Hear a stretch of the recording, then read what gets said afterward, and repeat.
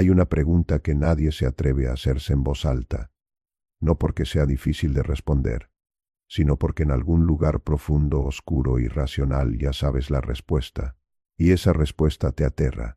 ¿Qué pasaría si alguien, una persona real, de carne y hueso, llevará años eligiéndote a ti? No porque te lo haya dicho, no porque te lo haya demostrado de forma obvia, sino porque su mente inconsciente, ese motor silencioso que opera por debajo de toda lógica, te ha convertido en el centro de su universo emocional, sin que tú lo sepas, sin que ellos mismos lo entiendan. Eso es exactamente lo que Carl Jung descubrió, y cuando lo entendas completamente nada volverá a ser igual. Pero antes de llegar ahí necesitas enfrentarte a algo que la mayoría de personas jamás consideraría: la posibilidad de que tus relaciones más importantes no sean obra de la coincidencia, que esa persona que apareció en tu vida no llegó por azar, que los patrones que se repiten una y otra vez en tus vínculos emocionales onales no son mala suerte, son señales, son mensajes que tu inconsciente lleva décadas enviándote, y tú sin saberlo has ignorado cada uno de ellos. Pero aquí está la verdad que pocos se atreven a decirte: el inconsciente no pide permiso, no espera tu aprobación, elige, y lo hace con una precisión que haría palidecer a cualquier algoritmo. Jung lo llamó el proceso de la individuación, pero detrás de ese término técnico, frío y académico, se esconde algo mucho más perturbador: la idea de que hay una parte de ti que sabe exactamente lo que necesitas, aunque tú no lo sepas. Una parte que elige, que atrae, que repele. Una parte que nunca duerme, que nunca descansa, que lleva operando desde el momento exacto en que tu cerebro comenzó a registrar experiencias emocionales, probablemente antes de que tuvieras palabras para nombrarlas. Y esto es donde se pone peligroso, porque si hay una parte de ti que elige sin que tú lo sepas, ¿hasta qué punto eres realmente libre? ¿Hasta qué punto tus decisiones en el amor, en la amistad, en los vínculos que construyes, son verdaderamente tuyas? La mayoría de personas prefiere no hacerse esa pregunta. Es más cómodo creer que amamos por elección consciente, que elegimos a nuestra pareja porque valoramos sus cualidades, porque nos hace reír, porque comparte nuestros valores. Es una narrativa hermosa, segura, ordenada, y casi completamente falsa. Jung pasó décadas estudiando los sueños, las fantasías, los lapsus y los síntomas emocionales de cientos de pacientes, y lo que encontró lo dejó sin palabras al principio, porque los patrones que emergían no eran caóticos, no eran aleatorios, eran devastadoramente consistentes. La misma historia contada una y otra vez, con distintos personajes pero con el mismo guión. Y en ese guión siempre había una figura, una persona, un arquetipo, alguien que no existía en la realidad externa sino en las profundidades del alma. Y esa figura interior era la que elegía, no tú, esa figura. Ahora detente un momento. Piensa en la última persona de la que te enamoraste, o en alguien que jamás ha podido salir de tu cabeza, aunque hayas intentado olvidarla 100 veces. Piensa en esa persona que apareció y desde el primer momento algo dentro de ti dijo: esta persona es diferente, sin razón lógica, sin datos suficientes, solo esa certeza inexplicable, visceral, casi animal. ¿De dónde vino esa certeza? No de tu mente consciente. Tu mente consciente apenas te conoce. Sabe tu nombre, tu trabajo, lo que desayunaste esta mañana. Pero las decisiones emocionales más poderosas de tu vida no las tomó esa mente, las tomó la otra. Jung llamó a esa figura el ánima en el caso de los hombres, el animus en el caso de las mujeres, y su definición es tan precisa que duele leerla.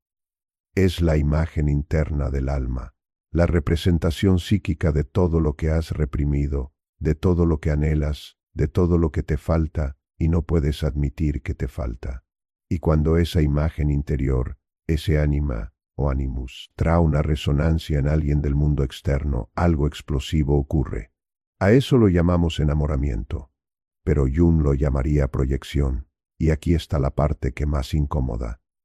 Cuando te enamoras de alguien en ese primer instante devastador, no estás viendo a esa persona, estás viendo tu propia alma reflejada en ella. Estás proyectando sobre ese ser humano real, complejo, imperfecto, todo lo que tu inconsciente lleva años construyendo en las sombras. Eso significa que la intensidad del amor que sientes No mide cuánto conoces a esa persona, mide cuánto necesitas conocerte a ti mismo. Pero aquí viene algo aún más perturbador. Si tú proyectas sobre otros, ¿qué impide que otros proyecten sobre ti? Absolutamente nada. Ahora mismo, mientras lees esto, mientras respiras, mientras sigues con tu vida cotidiana de manera completamente normal, podría haber alguien cuyo inconsciente te ha elegido, alguien que ve en ti algo que tú no puedes ver, alguien que ha construido una imagen interior y tú, sin quererlo, sin saberlo, encajas perfectamente en esa imagen, y esa persona te está eligiendo, todos los días, en silencio. No te lo ha dicho porque quizás ni siquiera lo sabe, porque el inconsciente opera en la oscuridad, porque la proyección se siente como amor pero se vive desde adentro como una verdad incuestionable. Freud lo entendió primero desde el dolor. El inconsciente para Freud era esencialmente un depósito de represiones. Todo lo que fue demasiado aterrador para ser aceptado conscientemente fue enterrado. Deseos que no podían nombrarse. Impulsos que la sociedad prohibió. Traumas que la psique no pudo procesar. Todo eso fue enterrado vivo. Y lo enterrado vivo no muere. Presiona, insiste. Emerge de formas disfrazadas en síntomas, en sueños, en elecciones de pareja que en el papel nunca tienen sentido pero que emocionalmente parecen inevitables. Jung tomó ese concepto y lo expandió hasta hacerlo casi cósmico. Para Jung, el inconsciente no era solo un basurero de represión, personales. Era también el depósito de millones de años de experiencia humana colectiva, imágenes arcaicas, patrones universales, símbolos que trascienden la cultura y el tiempo, lo que él llamó el inconsciente colectivo.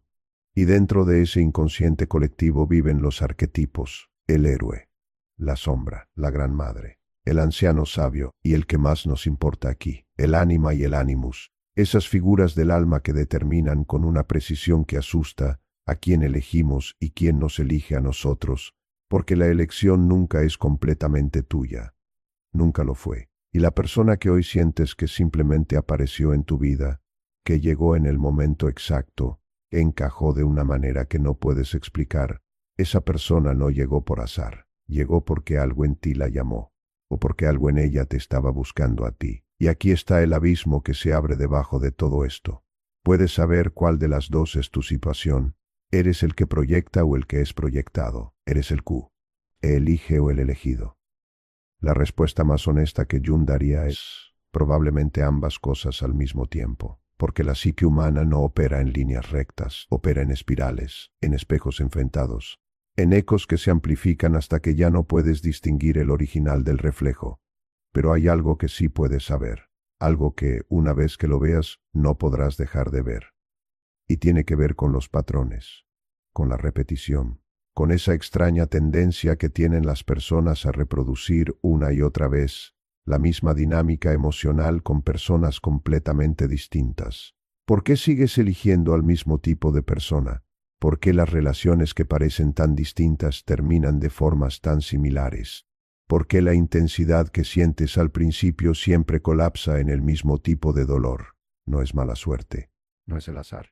Y definitivamente no es culpa de las personas que me tocan en la vida. Es tu inconsciente, insistiendo, buscando completar algo que quedó incompleto, o mucho antes de que supieras que era el amor. Y la persona que hoy te está eligiendo en silencio, la persona que lleva días o meses o años con tu imagen grabada en algún lugar de su mente que no puede controlar, esa persona también está atrapada en su propio ciclo. Dos ciclos que se encuentran, dos inconsciencias que se reconocen. Eso es lo que llamamos conexión. Pero la pregunta que nadie se hace es, ¿una conexión así es liberadora o es una nueva forma de prisión? Quiero que pienses en el momento más exacto en que sentiste que alguien te estaba mirando de una forma diferente. No con los ojos, con algo más profundo. Como si esa persona te hubiera visto antes de verte. Como si ya te conociera antes de conocerte. Esa sensación tiene un nombre en la psicología profunda. Jung la llamó reconocimiento del ánima. Freud la habría llamado transferencia. Pero ninguna de esas etiquetas captura lo que sientes cuando ocurre de verdad. Porque cuando ocurre, no sientes que alguien te está estudiando. Sientes que alguien finalmente te ve. Y esa es precisamente la trampa más sofisticada que le tiende el inconsciente a la conciencia. porque lo que esa persona ve no eres tú. Es la proyección que lleva construyendo desde antes de conocerte, y sin embargo, esa proyección tiene algo de verdad en ella, porque el inconsciente no es ciego, es selectivo. Elige ciertos rasgos reales de ti, los amplifica, los transforma, los convierte en el espejo perfecto de su necesidad interior más profunda. Y tú, que llevas toda tu vida buscando ser visto exactamente de esa manera, no puedes resistirte. Nadie podría. Aquí es donde la psicología de Jung se convierte en algo más que teoría, se convierte en el mapa de cada tragedia romántica que hayas vivido, de cada relación que comenzó con una intensidad que parecía sobrenatural y terminó con una devastación que tampoco encontrabas palabras para describir. Porque cuando alguien te elige desde el inconsciente, la intensidad que genera no tiene nada que envidiarle a la adicción, y no es una metáfora. Los estudios en neurociencia moderna han demostrado que la activación cerebral durante las fases tempranas del enamoramiento es prácticamente indistinguible de la activación producida por la cocaína. Las mismas regiones, los mismos neurotransmisores, la misma disfunción del sistema de recompensa, la misma incapacidad para pensar con claridad. Jung lo sabía sin necesitar un escáner cerebral. Lo veía en sus pacientes.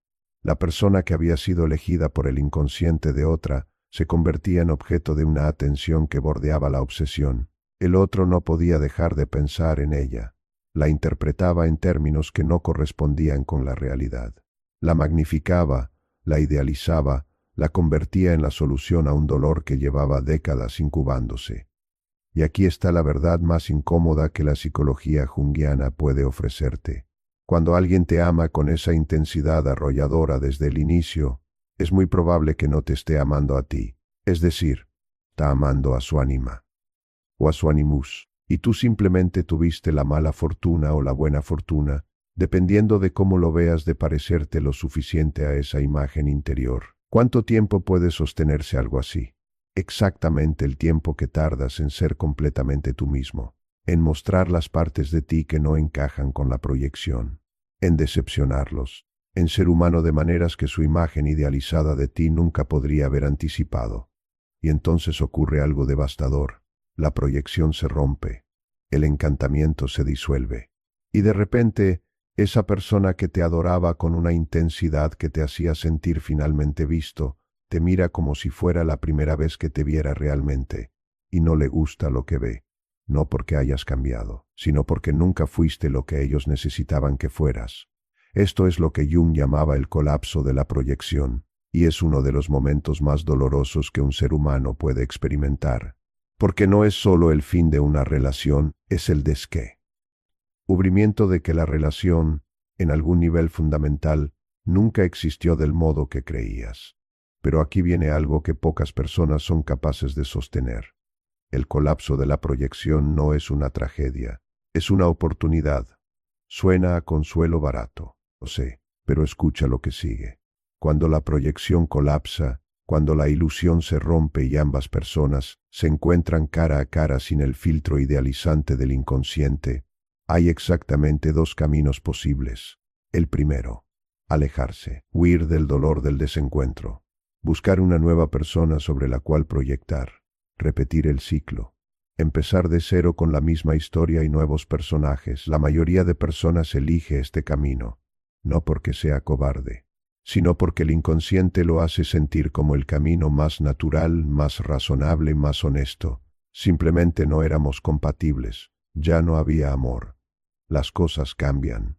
El segundo camino es aterrador de formas que pocas personas están dispuestas a admitir. Quedarse, no con la persona idealizada, sino con la persona real, con sus contradicciones, sus heridas, sus límites, sus partes que nunca encajarán en la imagen que tu inconsciente construyó para ellos. Y simultáneamente, usar ese colapso de proyección como un espejo, preguntarte qué dice de ti lo que proyectabas sobre esa persona, qué parte tuya estabas viendo en ellos, qué necesidad interna llevabas tanto tiempo ignorando que necesitaste crear una ilusión para poder mirarla. Jung llamaba a este proceso individuación. Y era, para él, el propósito más profundo de toda relación humana. No la felicidad, no la compatibilidad, no el amor estable y tranquilo que la cultura popular vende como el destino natural de dos personas que estaban hechas la una para la otra. El propósito de las relaciones para Jung era provocar ese colapso, hacer visible lo invisible, traer a la superficie lo que estaba enterrado, forzar al individuo a enfrentarse con las partes de sí mismo que llevaba décadas proyectando sobre otro. De punto, y ahora pregúntate, ¿cuántas veces has huido justo antes de que ese proceso pudiera completarse? ¿Cuántas relaciones terminaste o dejaste terminar exactamente en el momento en que comenzaban a volverse incómodas de un modo que no podías racionalizar? ¿Cuántas personas salieron de tu vida llevándose consigo partes de ti que nunca recuperaste? Porque eso es lo que ocurre cuando la proyección colapsa y eliges el primer camino. No solo pierdes a esa persona, pierdes la parte de ti que proyectabas sobre ella, y esa parte vuelve al inconsciente, se hunde de nuevo en las profundidades. Espera, y en la siguiente relación con la siguiente persona que tenga algo de resonancia con tu imagen interior emerge de nuevo, más intensa, más desesperada, más demandante, porque el inconsciente no olvida y no perdona la evasión. Freud tenía un concepto para esto que debería hacerte temblar: la compulsión de repetición. La tendencia inexorable del psiquismo humano a reproducir situaciones dolorosas después de la muerte, o para masoquismo, sino porque hay algo incompleto que el alma necesita resolver. Y mientras no se resuelva, el inconsciente seguirá creando las condiciones para repetirlo, siempre, sin excepción. ¿Cuántas veces te has encontrado pensando por qué siempre me pasa lo mismo? No te pasa lo mismo porque tengas mala suerte, te pasa lo mismo porque hay algo en ti que sigue buscando esa resolución que nunca llegó. Y mientras no entres en ese dolor y lo atravieses conscientemente, el inconsciente lo recreará por ti. Una y otra vez, con distintas personas, en distintos contextos, pero con el mismo guión emocional. Ahora, volvamos a la persona que te está eligiendo. Porque hay algo en ese fenómeno que va más allá de la proyección simple. Hay algo que Jung identificó que es quizás lo más perturbador de todo lo que escribió sobre las relaciones humanas: la sincronicidad. Jung definió la sincronicidad como la coincidencia significativa de eventos que no tienen una conexión causal lógica pero que están vinculados por su significado.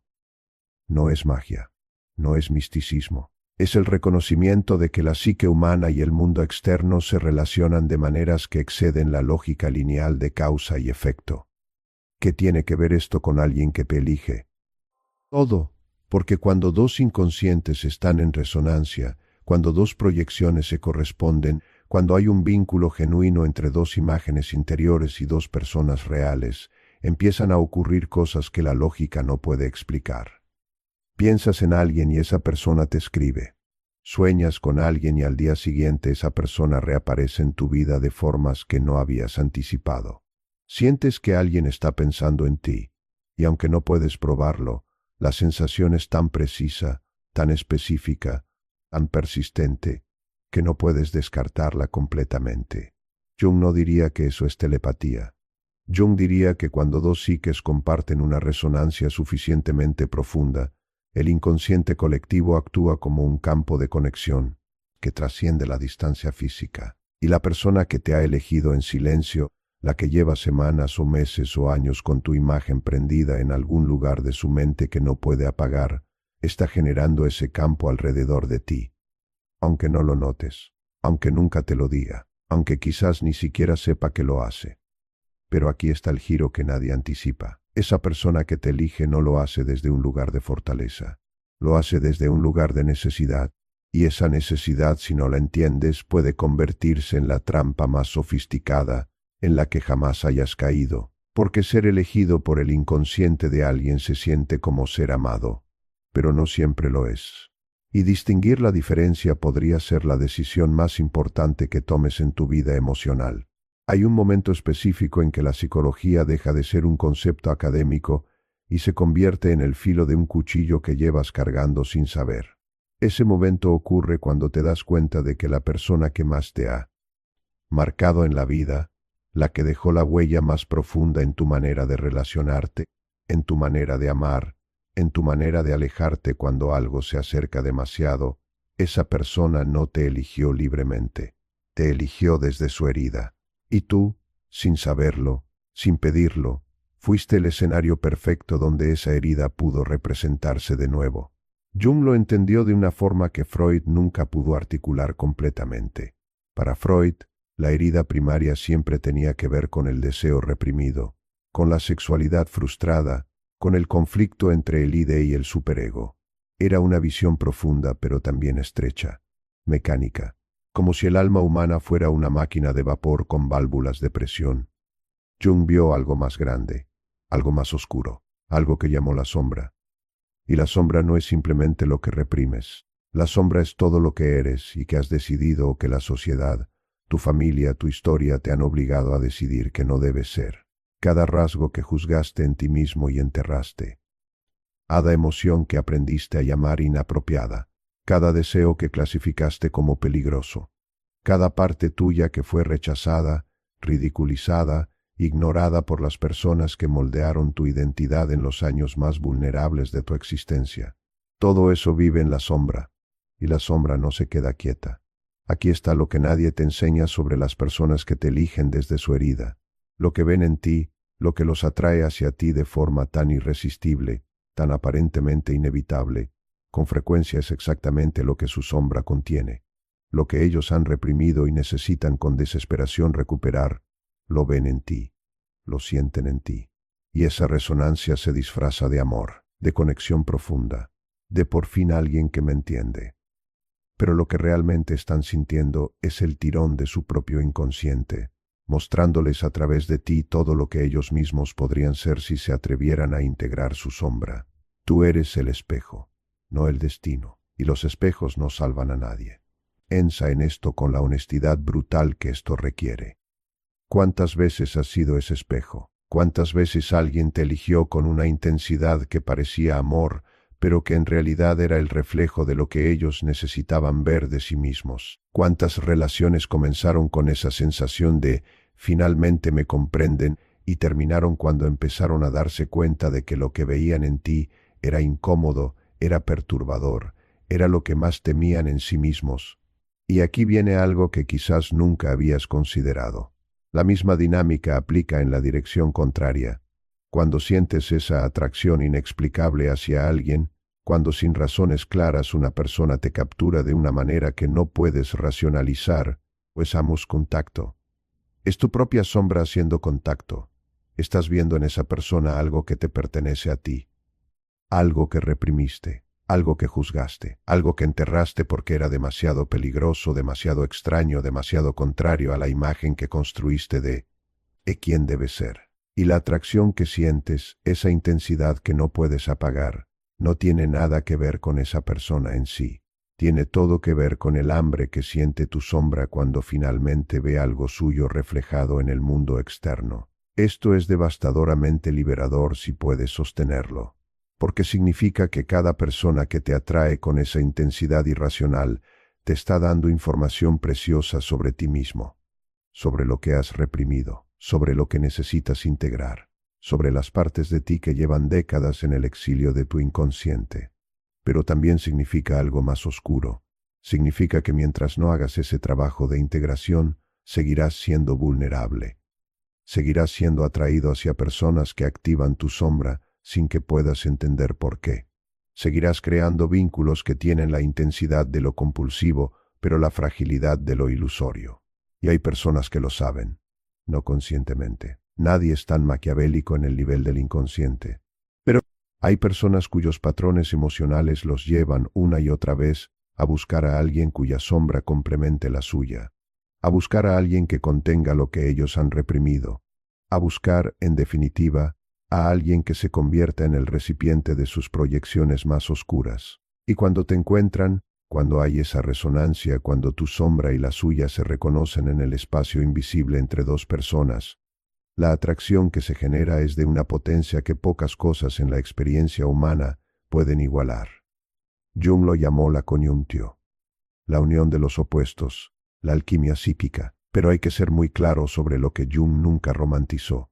La coniunctio no es el destino, es el comienzo del trabajo. el inicio de un proceso que puede ser transformador o destructivo dependiendo del nivel de conciencia con el que cada persona entre en él. Las relaciones que comienzan en esa resonancia oscura, en ese reconocimiento mutuo de las sombras, tienen un potencial extraordinario, pero también un peligro igualmente extraordinario.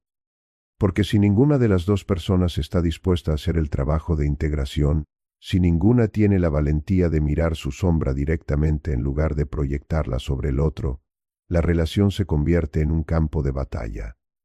Un lugar donde dos sombras se atacan mutuamente, donde dos inconscientes se culpan el uno al otro de todo lo que no soportan ver en sí mismos. Y lo peor de ese campo de batalla es que a veces se siente como amor, la intensidad del conflicto, la pasión de las reconciliaciones, el ciclo de alejamiento y reencuentro. Todo eso se vive desde adentro con una textura emocional que el cerebro, en su limitada capacidad para distinguir el peligro del placer, clasifica como profundidad, como conexión, como algo que vale la pena. Freud habría llamado a esto ambivalencia, esa extraña coexistencia de amor y odio, de atracción y repulsión, que caracteriza los vínculos más intensos y más dañinos de la experiencia humana. Jung habría ido más lejos. Habría dicho que esa ambivalencia no es una disfunción. Es el síntoma de dos personas que están siendo empujadas por sus propios inconscientes a confrontar sus sombras, pero que en lugar de hacerlo internamente, están usando al otro como el objeto de esa confrontación. El otro se convierte en la sombra encarnada. Y aquí es donde la psicología se vuelve casi insoportable de contemplar. Porque si alguien lleva eligiéndote en silencio, si alguien lleva tiempo con tu imagen grabada en su inconsciente, existe la posibilidad de que no te elija por lo que eres. Te elige por lo que representas para su propia sombra. Te elige porque en ti ven todo lo que han negado en sí mismos. Y cuando finalmente se acerquen, cuando finalmente esa elección silenciosa se materialice en contacto real, en conversación, en vínculo, la intensidad que sentirán no será proporcional a lo que realmente saben de ti. Será proporcional a la profundidad de su propia represión. Y ahí está la trampa. Porque ser amado desde esa profundidad se siente increíble al principio. Nada en el mundo tiene la textura de ser visto con tanta intensidad por alguien que parece conocerte antes de conocerte, que dice exactamente lo que necesitas escuchar, que parece entender partes de ti que habías abandonado toda esperanza de que alguien pudiera entender. Pero lo que esa persona conoce no eres tú, conoce su propia sombra, y la sombra tiene tu cara. ¿Qué pasa cuando comienzas a mostrarte diferente de esa imagen? Cuando los aspectos de tu personalidad que no encajan con la proyección comienzan a hacerse visibles. Cuando la persona real que eres empieza a reclamar espacio dentro de una relación que fue construida sobre la base de una ilusión. La respuesta de la mayoría de las personas es escalofriante en su consistencia. No te ven como una persona más compleja y real de lo que imaginaron. Te ven como una traición. Porque el inconsciente no tolera que sus proyecciones sean contradichas. La proyección colapsa cuando la imagen que construyeron de ti entra en conflicto con quien realmente eres. La angustia que se genera es tan intensa, tan profunda, tan existencialmente amenazante, que el cerebro necesita encontrar una explicación. Y la explicación más accesible, la más cómoda para el ego herido, siempre es la misma. Cambiaste. No cambiaste, siempre fuiste así, solo que ahora por primera vez te están viendo a ti y no a su proyección, y eso los aterra mucho más que cualquier cambio real que pudieras haber tenido. Porque si la proyección era falsa, si lo que amaban no eras realmente tú sino la imagen que construyeron sobre ti, entonces toda la intensidad de ese amor, todo ese peso emocional que sentían como la experiencia más real de sus vidas, era también ilusión. Y hay pocas cosas más devastadoras para el ego humano que descubrir que lo que creía que era su experiencia más auténtica era, en realidad, un sueño que él mismo fabricó. Pero hay algo que sucede en ese momento, o de colapso que Jung consideraba el punto más sagrado de todo el proceso. Un instante en que la persona elegida y la persona que elige quedan frente a frente, sin las máscaras del inconsciente, sin las proyecciones que los hacían sentir seguros, sin la ilusión que les daba la certeza de que sabían quién era el otro. Solo dos seres humanos, vulnerables, confundidos, aterrados. Y en ese instante, por brevísimo que sea, hay una posibilidad que la mayoría de personas no ve porque el dolor del colapso los ciega. Aterrados. La posibilidad de empezar a amarse de verdad. Voy a decirte algo que probablemente nadie en tu vida ha tenido el valor de decirte directamente. Has estado esperando que alguien te elija, no como una decisión consciente, no como una estrategia, sino como un hambre de fondo que nunca ha tenido nombre, que nunca ha podido articularse completamente, que se manifiesta en esa sensación de incompletud que acompaña incluso los momentos de mayor felicidad externa. Esa espera comenzó mucho antes de que tuvieras la capacidad de entenderla.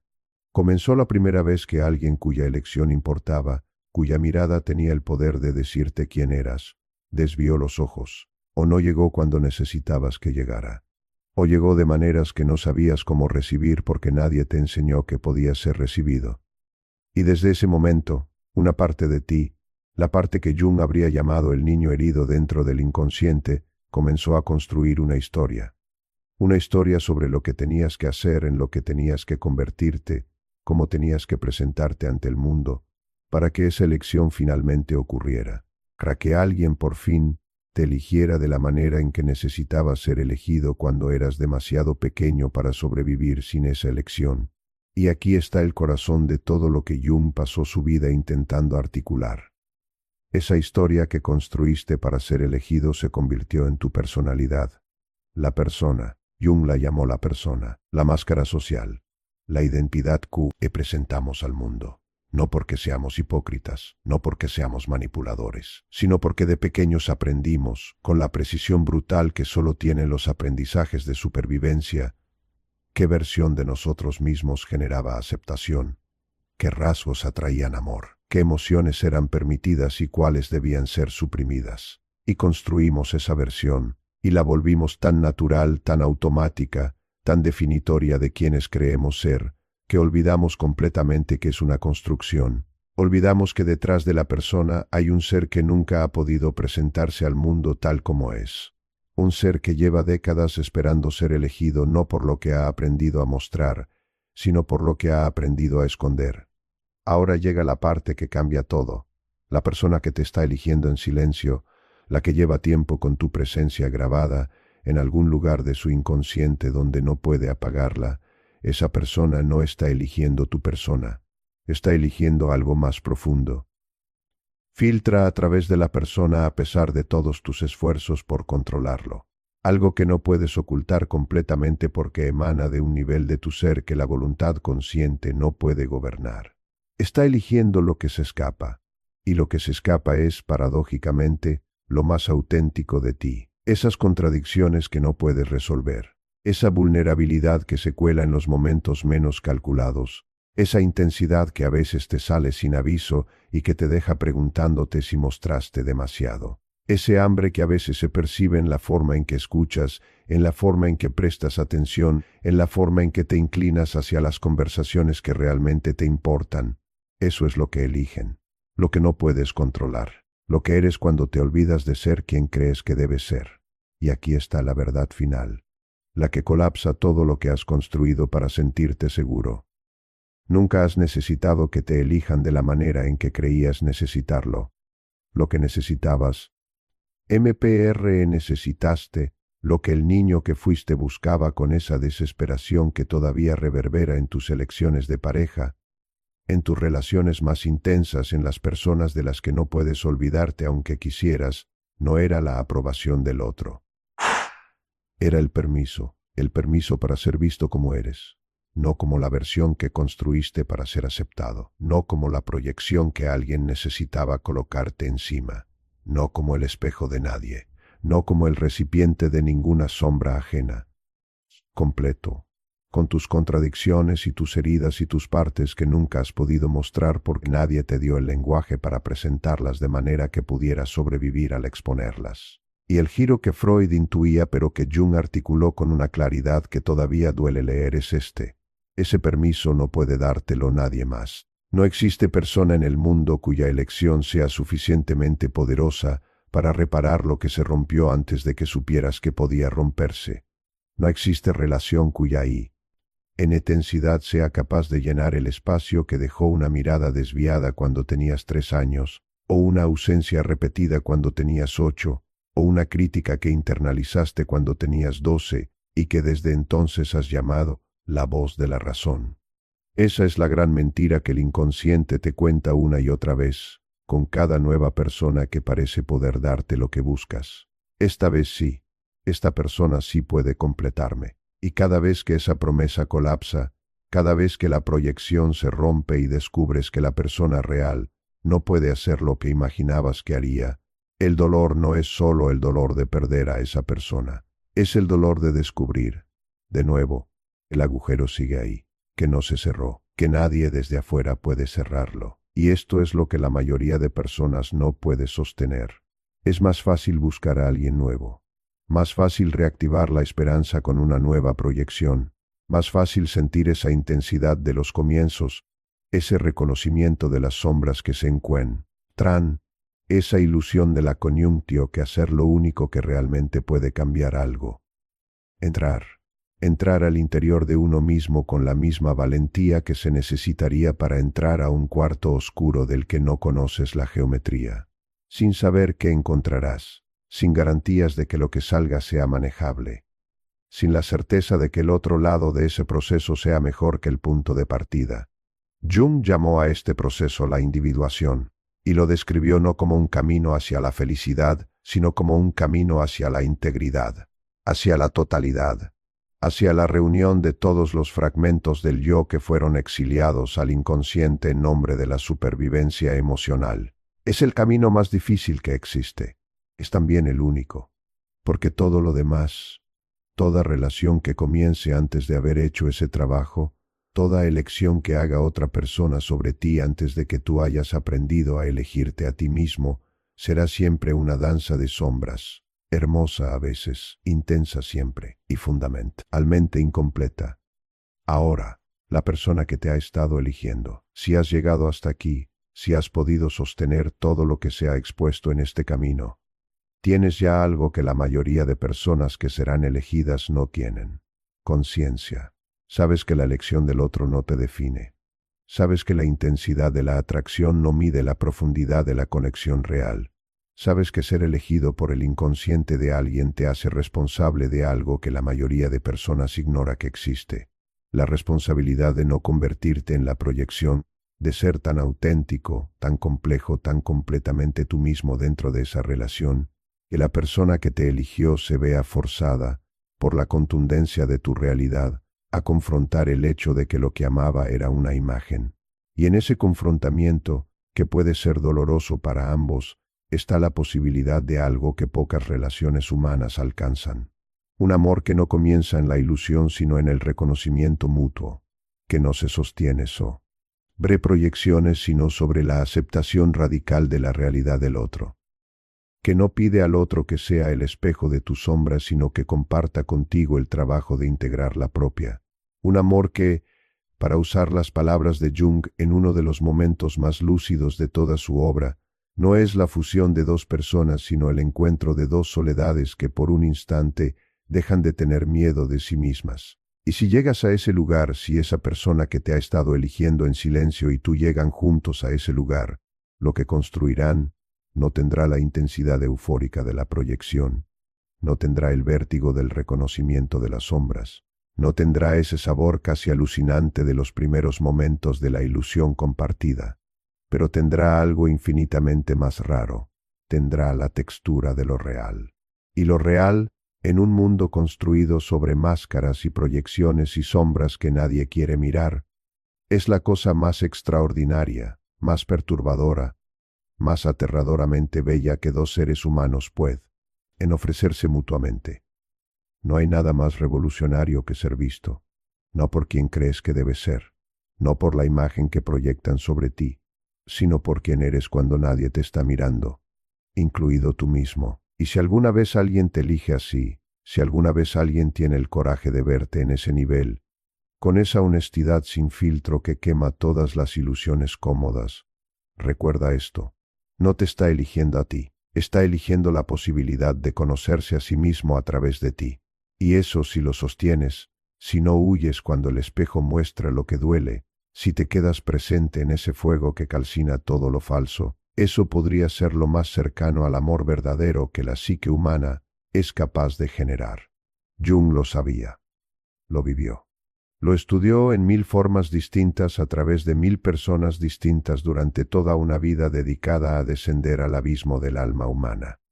Y al final, después de todo ese descenso, después de toda esa oscuridad explorada con la única linterna de la conciencia honesta, llegó a una conclusión que puedes llevar contigo desde este momento. La persona más importante que jamás te elegirá eres tú. Y hasta que no lo hagas, seguirás siendo el personaje en la historia de alguien más, nunca el autor de la tuya propia.